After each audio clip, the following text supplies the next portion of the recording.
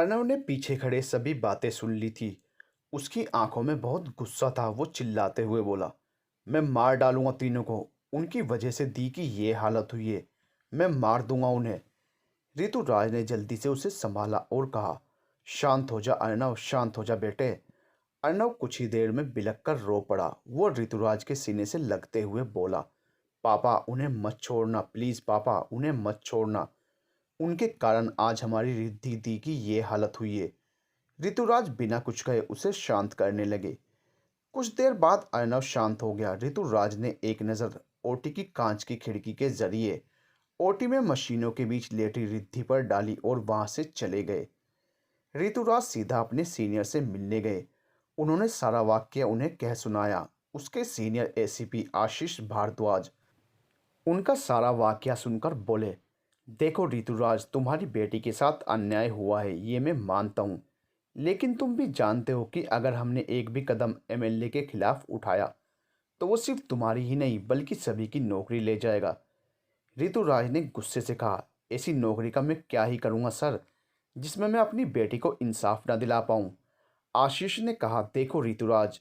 ऋतुराज ने हाथ दिखाकर उन्हें आगे कहने से रोक दिया और कहा, रहने दीजिए सर, आपके पास में एक उम्मीद लेकर आया था कि आप मेरा साथ देंगे, आखिरकार आपकी बेटी के साथ भी तो। लेकिन आपको अपनी बेटी के इंसाफ से ज़्यादा अपनी नौकरी से प्यार है। आशीष ने कहा, ऋतुराज प्रैक्टिकली सोचो। ऋतुराज ने कहा, सर मैं एक बाप बनकर सोच रहा हूँ। आशीष अब कुछ नहीं बोला। ऋतुराज ने कहा, आपको मेरा इस्तीफा शाम तक मिल जाएगा। जय हिंद। इतना बोल वो वहाँ से चले गए।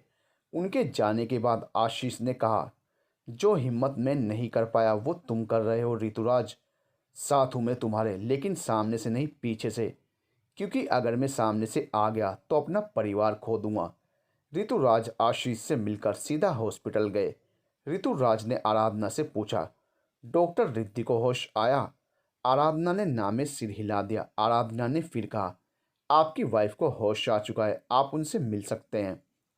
ऋतुराज सावित्री के वार्ड में गए। उन्होंने सावित्री के पास आकर कहा, सावित्री हार मत मानो, रिद्धि ठीक हो जाएगी। महादेव हमारे साथ हैं। अर्नव भी वहीं बैठा था। वो बोला, हाँ मम्मा, आप ही तो कहते हो महादेव हमेशा उन्हीं का साथ देते हैं जिनका दिल साफ हो। तो हमारा दिल तो साफ है। सावित्री ने हाँ में सिर हिला दिया। 8 घंटे बीत गए लेकिन रिद्धि को होश नहीं आया। उसकी बॉडी में कोई भी मूवमेंट नहीं हो रहा था। सभी डॉक्टर्स को अब यही लग रहा था कि वो कोमा में चली जाएगी। सावित्री और ऋतुराज भी हार मानने की कगार पर थे। लेकिन अर्नव नहीं। अर्नव को अपने शिव भगवान पर पूरा भरोसा था। आखिरकार 1 घंटा और बीतने के बाद महादेव की कृपा से रिद्धि के हाथों की उंगलियों में मूवमेंट होने लगी। ये देख नर्स ने जल्दी से आराधना को बुलाया। आराधना ने जल्दी से उसे चेक किया और बाहर निकलकर ऋतुराज से कहा, मुबारक हो मिस्टर शेखावत, आपकी बेटी अब पूरी तरह से सेफ है। उसकी बॉडी में मूवमेंट हो रही है। ये सुनकर ऋतुराज, सावित्री और अर्नव खुश हो गए। ऋतुराज, डॉक्टर क्या हम रिद्धि से मिल सकते हैं? आराधना, जी। पहले उनके सारे टेस्ट करने हैं और फिर उन्हें प्राइवेट वार्ड में शिफ्ट कर दिया जाएगा। तब आप उससे मिल लीजिएगा। लेकिन ध्यान रखिएगा कि उसे किसी भी प्रकार की तकलीफ ना हो। आपकी दुआओं से वो सेफली मौत के मुंह से आ तो गई है, लेकिन असली परीक्षा अब शुरू होगी उसकी। उसे ऐसा बिल्कुल भी एहसास नहीं होने देना चाहिए कि उसके साथ कुछ हुआ है। उसे खुश रखिएगा। कोई भी शॉकिंग न्यूज़ उसकी तबीयत बिगाड़ सकती है। सभी ने हाँ में सिर हिला दिया। 2 घंटे बाद रिद्धि को प्राइवेट वार्ड में शिफ्ट कर दिया गया। सावित्री, अर्नव और ऋतुराज रिद्धि से मिलते हैं। रिद्धि कुछ भी कहने की अवस्था में नहीं थी। उसकी आंखों से आंसू बह रहे थे। ये देख सावित्री ने उसके आंसू पोंछकर कहा, क्यों रो रही है तू? तूने कुछ गलत नहीं किया। ऋतुराज, बेटा, तेरा परिवार हर पल तेरे साथ है। अगर तुझे ये लगता है कि हम तेरा साथ छोड़ देंगे तो ऐसा कभी नहीं होगा। रिद्धि के होंठों पर यह सुनकर बहुत हल्की सी मुस्कान आ गई। फिर रिद्धि की नज़र अर्नव पर पड़ी जो उससे बहुत दूर बैठा था। रिद्धि ने उसे इशारे से अपने पास बुलाया। अर्नव उसके पास गया। रिद्धि ने इशारे से पूछा, क्या हुआ? अर्नव बिना कुछ कहे उसके गले लग गया। सब मुस्कुरा दिए। रिद्धि को अब हॉस्पिटल में रहते हुए 2 हफ्ते हो चुके थे। उसकी स्थिति अब पहले से बेहतर हो रही थी। सावित्री की हेल्थ भी पहले से बेहतर थी। ऋतुराज ने पुलिस की नौकरी छोड़ दी थी। लगभग 4 हफ्तों बाद रिद्धि के फाइनल टेस्ट हुए। उन टेस्ट की रिपोर्ट देखकर आराधना परेशान हो उठी। उसने जाकर ऋतुराज से कहा, मिस्टर शेखावत, एक टेस्ट अभी हमें और करना होगा, क्या आप इंतज़ार कर लेंगे? ऋतुराज ने कहा, जी बिल्कुल डॉक्टर साहिबा। आराधना ने आखिरी टेस्ट करके ऋतुराज से कहा, इस टेस्ट की रिपोर्ट कल तक आएगी, लेकिन आप लोग रिद्धि को घर ले जा सकते हैं। एक बात का खास ध्यान रखिएगा मिस्टर शेखावत, कि आसपास का माहौल बिल्कुल शांत और खुशहाल होना चाहिए। ऋतुराज ने सिर हिला दिया। उसके बाद ऋतुराज, अर्नव, सावित्री और रिद्धि को लेकर चले गए। लेकिन अब असली परीक्षा शुरू होनी थी। अब रिद्धि को समाज का सामना करना था। उन्हें देख सभी मोहल्ले वालों ने मुंह बना लिया और तरह तरह की बातें करने लगे। ये सब देखकर रिद्धि की आंखों में आंसू आ गए। सावित्री ने उसके आंसू पोंछे और कहा, तेरी कोई गलती नहीं बच्चा। तभी एक पड़ोसन बोली, अरे सावित्री, कहने से कुछ नहीं होता। तुम लोगों को अपनी बेटी पर नियंत्रण रखना चाहिए। ऐसे रात को घर के बाहर अकेले नहीं जाने देना चाहिए। लड़का थोड़ा ही ना है। पड़ोसन की बात रिद्धि के दिल को चीर गई। सावित्री उसे अंदर ले गई। अर्नव और ऋतुराज सभी को घूरते हुए अंदर चले गए। सावित्री ने रिद्धि से कहा, इनकी बातों पर ध्यान मत दे, इनका तो काम ही है बोलना।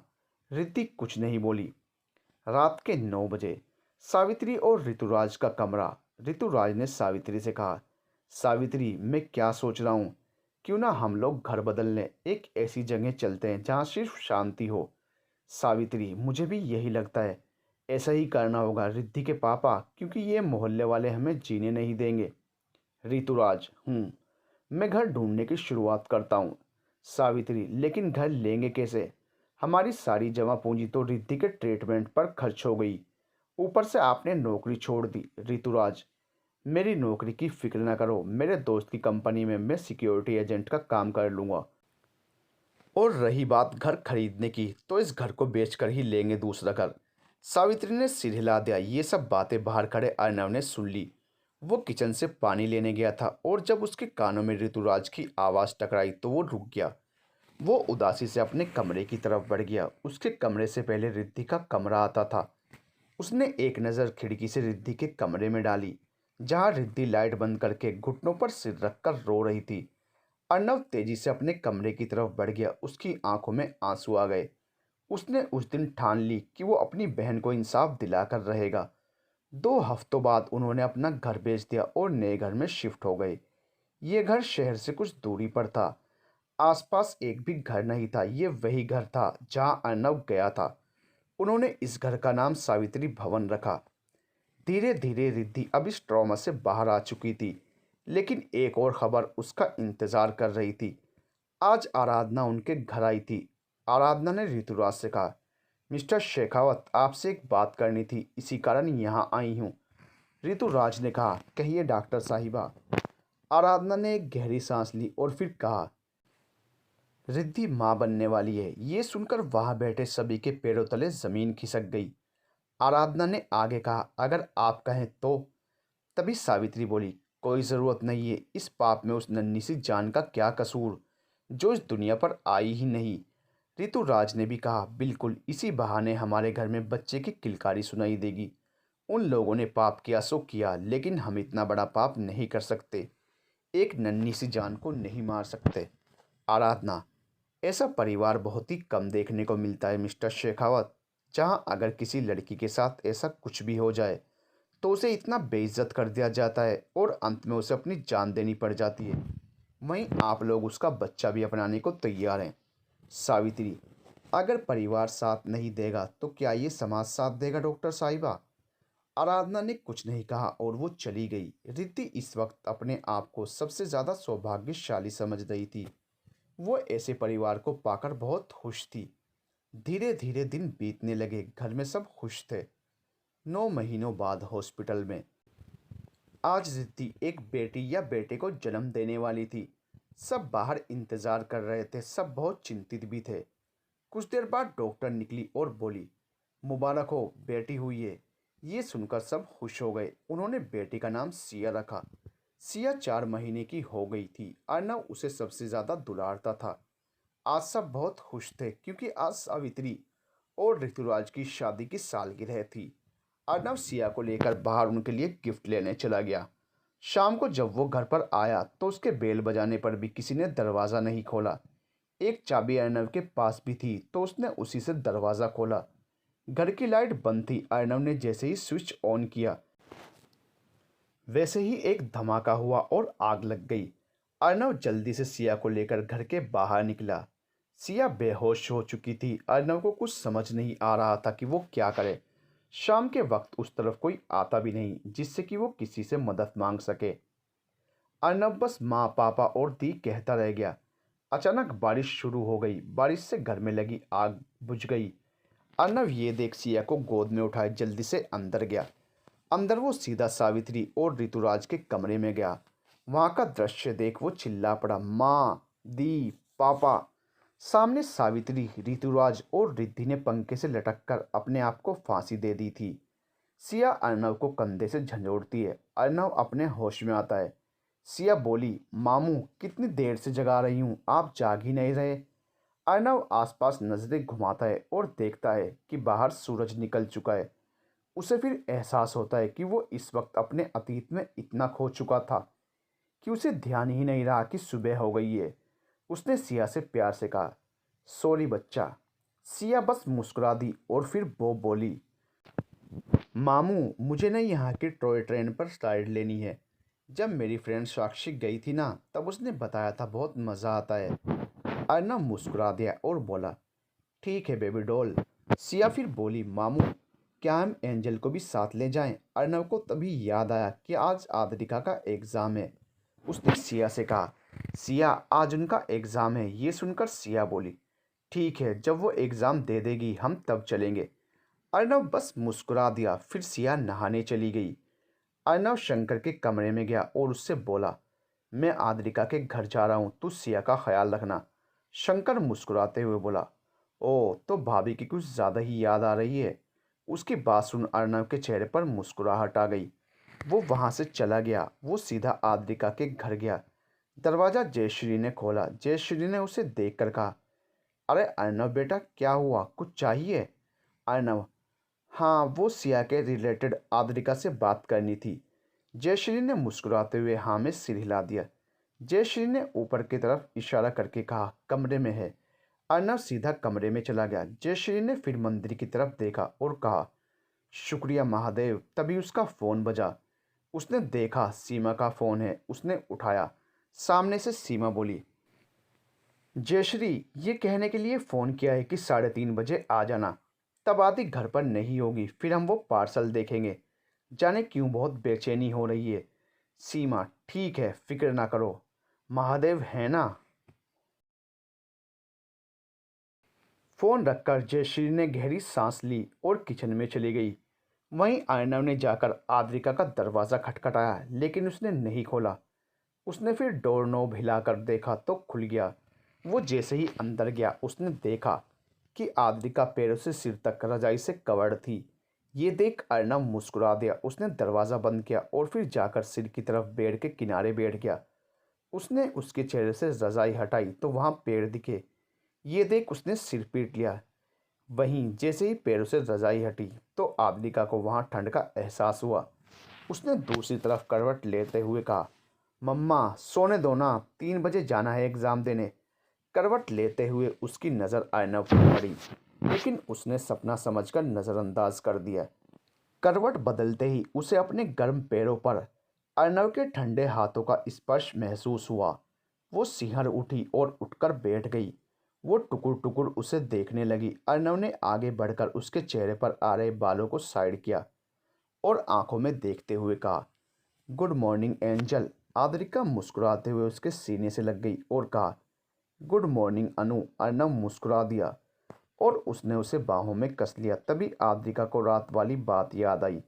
वो झट से उससे अलग हुई। अर्नव इसके लिए तैयार नहीं था तो वो आसानी से अलग हो गई। आद्रिका उसे घूरने लगी। अर्नव क्या हुआ, ऐसे क्यों देख रही हो? आद्रिका ने उठते हुए कहा, मुझे शराबियों से बात करने में कोई दिलचस्पी नहीं है। बताया था ना कल रात, तो अब क्यों आए हो? अर्नव ने झट से उसका हाथ पकड़कर अपने करीब खींच लिया। आद्रिका इसके लिए तैयार नहीं थी, इसी कारण वो संभल नहीं पाई और सीधा जाकर उसकी गोद में गिरी। उसने अर्नव के चेहरे की ओर देखा तो पाया कि उसके चेहरे पर दुख भरे भाव हैं। आद्रिका, क्या हुआ? मैं हमारा रिश्ता नहीं तोड़ रही अनु, बस तुम्हारी कल की हालत देखकर नाराज थी। क्या इतना भी हक नहीं है? अर्नव, नहीं, तुम्हें पूरा हक है। आद्रिका, तो उदास क्यों हो?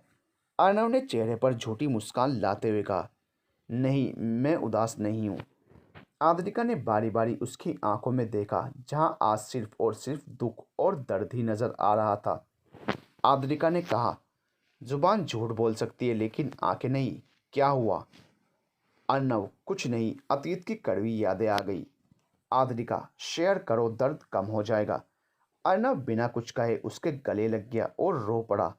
सालों को जो दर्द दुख था दिल में, आज वो आंसुओं के जरिए निकल रहा था। आद्रिका बिना कुछ कहे उसकी पीठ सहलाने लगी। जिस लड़के ने आज तक किसी के आगे रोने का सोचा भी नहीं, जिसके बारे में लोगों को लगता है कि उसमें दिल नहीं है, आज वो एक लड़की के सामने, जो कि उसकी मोहब्बत है, उसके सामने रो पड़ा था। अगर कोई ऐसा इंसान जिसे वो पत्थर दिल लगता है और उसे देखेगा तो वो उसी वक्त हार्ट अटैक से मर सकता है। अर्नव ने उससे अलग होकर कहा, सॉरी वो। आद्रिका ने उसके होंठों पर हाथ रखकर कहा, कोई बात नहीं। अब बताओ, क्या हुआ तुम्हारे अतीत में ऐसा?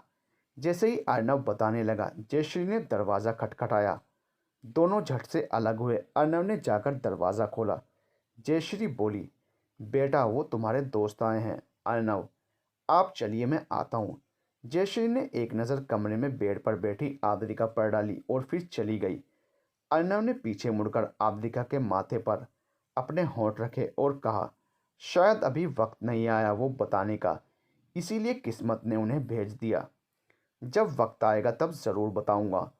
आद्रिका ने हाँ में सिर हिला दिया। अर्नव जाने लगा, लेकिन तभी आद्रिका ने उसका हाथ पकड़ लिया। अर्नव रुक गया और उसने उसकी तरफ देखा तो आद्रिका उठी। उसने उसकी आंखों में एक नज़र देखा और फिर उसके सीने से जा लगी। अर्नव शौक हो गया, लेकिन जैसे ही आद्रिका हटने को हुई, अर्नव ने उसे अपने करीब खींच लिया और फिर कुछ देर बाद दोनों अलग हुए। आद्रिका, ख्याल रखना अपना। अर्नव, तुम भी। और हाँ, ऑल द बेस्ट। अर्नव फिर चला गया। दोपहर 3:30 बजे जयश्री हॉल में बैठी बार बार घर के दरवाजे की तरफ देख रही थी। आद्रिका एग्ज़ाम देने गई हुई थी। कुछ देर बाद बेल बजी। जयश्री ने भागकर दरवाज़ा खोला। सीमा ही थी। सीमा अंदर आई। जयश्री ने दरवाज़ा बंद करके कहा, इतनी देर कहाँ लगा दी? सीमा सोफे पर बैठते हुए बोली, प्रियंका की पूछताछ बंद नहीं हो रही थी। जयश्री ने घबरा कर कहा, क्या कहा तुमने उसे? कहीं बताया तो नहीं कि तुम यहाँ आई हो? सीमा, नहीं, उसे बहाना लगा दिया कि थोड़ा राशन लेने जा रही हूँ, और तुम्हें तो पता ही है प्रियंका कितनी पूछताछ करती है। जयश्री ने सिर हिला दिया। फिर सीमा बोली, कहाँ है पार्सल? जयश्री, कमरे में, वहीं चलो। दोनों फिर सीधा कमरे में गई। जयश्री ने लॉकर से वो बॉक्स निकाला और बेड पर रखा। दोनों बेड पर बैठ गई। सीमा ने बॉक्स को हाथ में लिया और कहा, महादेव। इतना बोल सीमा ने वो बॉक्स खोलना शुरू किया। बॉक्स की रैपिंग खोलकर उन्हें उसमें दो बॉक्स मिले। एक बक्सा बहुत ही कीमती लग रहा था, उस पर हीरे जड़े हुए थे। बहुत ही रॉयल और पुराना बक्सा लग रहा था। और वही दूसरा बक्सा ब्लैक कलर का प्लेन बक्सा था। हीरे जड़े बक्से को देख जयश्री की आंखें बड़ी हो गई। जयश्री, सीमा, ये बक्सा मुझे मुझे राजा साहब ने दिया था। जब मैं माँ बनने वाली थी, उन्हें पूरा भरोसा था कि बेटी ही होगी, और उन्होंने कहा था कि ये बक्सा होने वाली राजकुमारी को दिया जाएगा।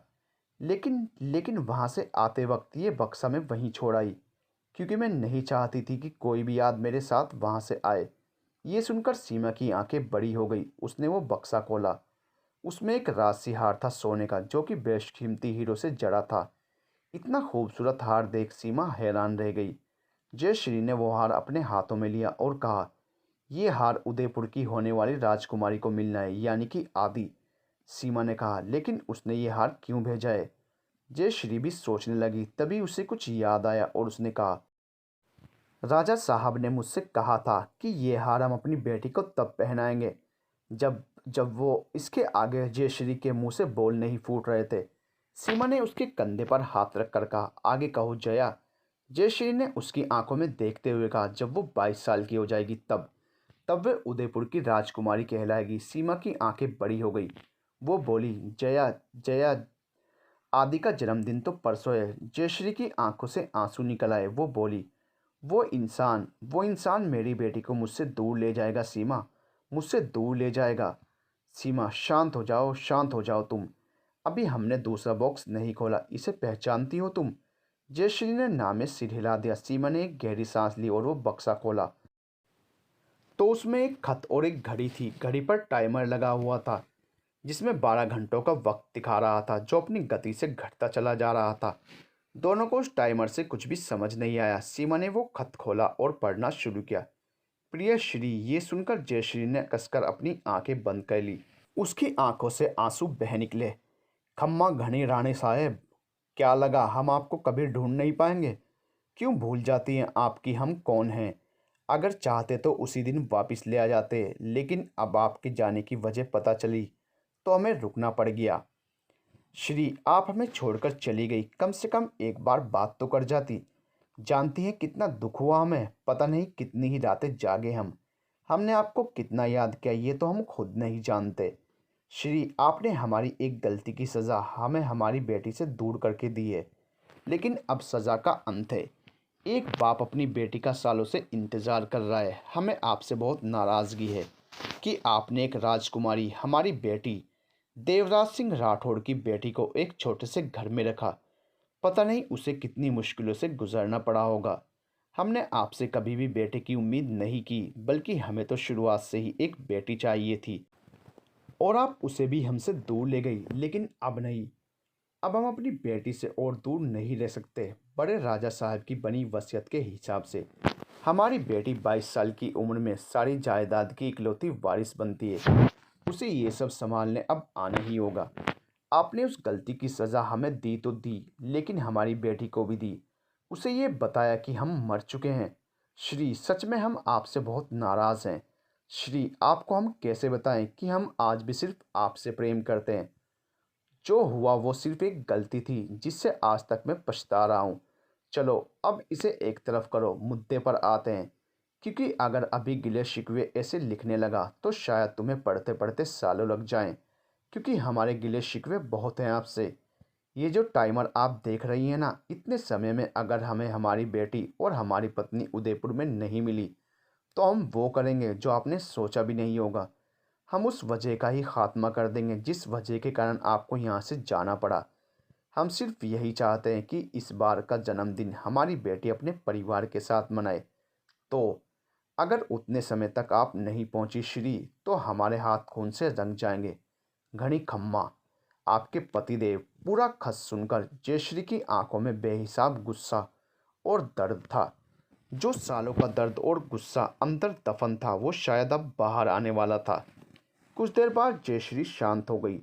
सीमा ने जयश्री से कहा, अब क्या करने का इरादा है जया? जयश्री, कुछ समझ नहीं आ रहा सीमा। मैं नहीं जाना चाहती वापस वहाँ, लेकिन मैं किसी का अपनी वजह से खून भी नहीं होने देना चाहती। क्या करूँ? सीमा, अगर तुम उदयपुर चली भी गई तो आदि के सवालों के क्या जवाब दोगी? जयश्री ने सिर पकड़ते हुए कहा, पता नहीं, इतनी मुश्किल से उन यादों से बाहर आई हूँ और अब वापस वहाँ जाना होगा। सीमा, जया देख, तू जो भी फैसला लेगी मैं तेरे साथ हूँ, लेकिन मेरी एक राय मान। एक बारी वहाँ जा और राजा साहब को अपनी सफाई देने का मौका दे। क्या पता ऐसा कुछ हो जो तुम्हें ना पता हो। क्या पता जिस बात का गुस्सा और दर्द तुम इतने सालों से अपने अंदर दबाए बैठी हो वो बेवजह हो, और सबसे बड़ी बात, वो सिर्फ तुम्हारे कारण किसी का खून कर देंगे। जयश्री, सही कह रही हो, मुझे वहाँ जाना ही होगा, वरना किसी के खून का तो पता नहीं, लेकिन अगर उसने मुझसे आदि को किसी और तरीके से छीनने की कोशिश की तो मैं क्या करूँगी? सीमा, सही कहा तुमने। अभी तो फिर भी वो तुम्हें उसके साथ बुला रहा है, तुम्हें वहाँ जाना चाहिए। जयश्री को समझाकर कुछ देर बाद सीमा वहाँ से निकल गई। उसने घर के बाहर आकर चारों तरफ नजरें दौड़ाई और कॉलोनी के बाहर पार्क की झाड़ियों के पीछे चली गई। वहाँ अजय सिंह था। सीमा ने अजय सिंह से कहा, वो उदयपुर जाने के लिए तैयार है, अब प्लीज़ मेरी बेटी को छोड़ दो। अजय सिंह ने पहले किसी को फ़ोन लगाकर कहा, खम्मा गणी राजा साहब, रानी साहब आने के लिए मान गई हैं। क्या आप उनकी दोस्त की बेटी को आज़ाद कर दें? सामने से कुछ कहा गया और अजय सिंह ने जी कहकर फ़ोन काट दिया। उसने फिर सीमा से कहा, आप घर पहुंचिए, आपकी बेटी पहुंच जाएगी। सीमा सिर हिलाकर चली गई। उसने मन ही मन कहा, जया माफ़ कर देना मुझे। वहीं दूसरी तरफ जयश्री एक कश्मकश में बैठी हुई थी। उसने खुद से कहा, आदि को क्या बताऊंगी। हे महादेव, आपने मुझे अब ये कैसी परिस्थिति में लाकर खड़ा कर दिया। जाना तो मुझे हो गई, वक्त भी सिर्फ 12 घंटों का बचा है, जिसमें से 1 घंटा तो निकलने ही वाला है। जयश्री सिर पकड़कर बैठ गई। शाम 7:30 बजे आद्रिका घर पहुंची। वो सीधा जयश्री के कमरे में गई, जहां जयश्री कपड़े पैक कर रही थी। उसे ये करते देख आद्रिका ने कहा, माँ हम कहीं जा रहे हैं। आद्रिका की आवाज़ सुन जयश्री ने उसकी तरफ देखा और पूछा, एग्ज़ाम कैसा हुआ? आद्रिका, अच्छा हुआ। आप बताओ कहाँ जाने का प्लान बन रहा है? जयश्री, मेरी गुड़िया का जन्मदिन आ रहा है, तो सोचा कहीं बाहर मना जाए, इसलिए हम दोनों उदयपुर जा रहे हैं। और मैं तेरी कोई नानुकुर बर्दाश्त नहीं करूँगी। हमारी रात 10 बजे की फ़्लाइट है। आद्रिका ने हैरानी से कहा, माँ ऐसे अचानक? जयश्री ने उसे टोकते हुए कहा, पैकिंग करो जाकर।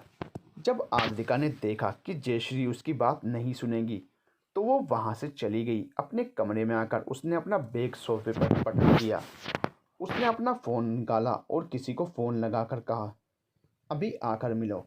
कुछ देर बाद आद्रिका के फ़ोन पर मैसेज आया। मैसेज पढ़कर वो धीरे धीरे नीचे गई। उसने जाकर घर का दरवाज़ा खोला तो सामने अर्णव था। उसने अर्णव को चुप रहने का और ऊपर जाने का इशारा किया। अर्णव ऊपर चला गया। आद्रिका किचन में गई। उसने 2 गिलास में जूस डाला और ले गई। कमरे में आकर उसने जूस का गिलास अर्णव की तरफ बढ़ाया। अर्णव ने गिलास ले लिया और कहा, अचानक बुलाया, क्या हुआ? आद्रिका, मुझे कुछ दिनों के लिए उदयपुर जाना होगा। उदयपुर, राठौड़ पैलेस। एकदम शाही महल था राठौड़ पैलेस। पैलेस के अंदर एक औरत सब पर चिल्ला रही थी, अरे ढंग से लगाओ फूल, ये मेरी बच्ची के पसंदीदा फूल हैं। हाँ अच्छे से, वहाँ भी। मेरी बच्ची का जन्मदिन है, कोई भी कमी नहीं रहनी चाहिए। एक नौकरानी बोली, कोई कमी नहीं रहेगी रानी साहब। वो औरत बस मुस्कुरा दी।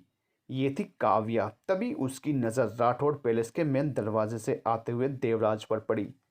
देवराज घर की सजावट होती देखकर बोले, इतनी सजावट क्यों हो रही है? काव्या उसके पास गई और बोली, हमारी राजकुमारी आ रही हैं राजा साहब, तो सजावट होनी तो बनती है।